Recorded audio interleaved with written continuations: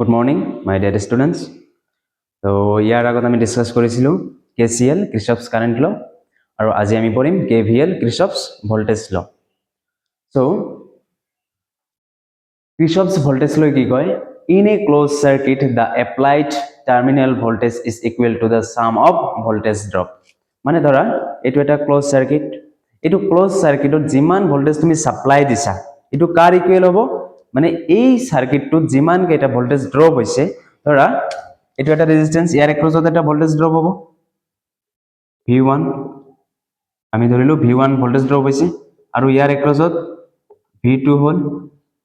আৰু ইয়াৰ এক্ৰসত V3 হল okay so এই আমি যিমান আৰু আমি সাপ্লাই দিছো মানি ললো কিমান V সো কি হ'ব V is equal to V1 plus V2 plus V3 এতিয়া যদি রেজিস্ট্যান্স বা ভোল্টেজ ড্রপ সোর্স আরো বেশি থাকে তেনহলে কি হ'ব আরো ইফালে হৈ যাব বুজিছা কথাটো তেনহলে এতিয়া আমি এটা জাস্ট এটা एग्जांपल কৰি চাম ওকে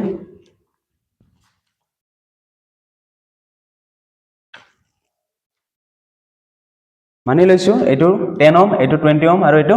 30 ওহম আৰু ইয়াতে কাৰেন্ট যায় আছে কিমান I কাৰেন্ট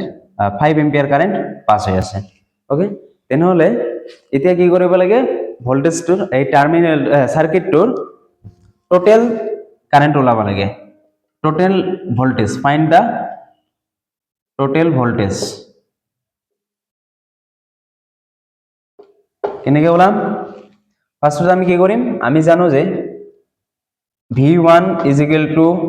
IR আমি জানো V is equal to IR according to Ohm's law Ohm's law পরে আমি পাও V is equal to IR so আমি আগত কি করলাম V1 তো আগত ওলাইলাম V1 ওলাবা গেলে R1 লাগিব so I কিমান 5 এম্পিয়ার R1 কিমান 10 is equal to কিমান হল total 50 plus V2 5 into 20 100 volt এতিয়া কি ওলাম V3 IR3 is equal to কি হ'ব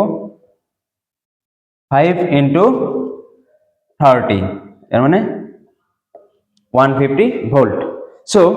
according to KVL law আমি কি কৰিব পাৰো এতিয়া লিখিব পাৰো এটা মুছে দিলো V is equal to V1 plus V2 plus V3 यार माने 50 plus 100 plus 150 is equal to किमान होबो 300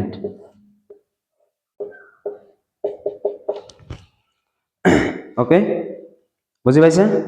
তো আজিৰ কাৰণে এইখিনি লগ পাম নেক্সট ভিডিঅ' থ্যাংক ইউ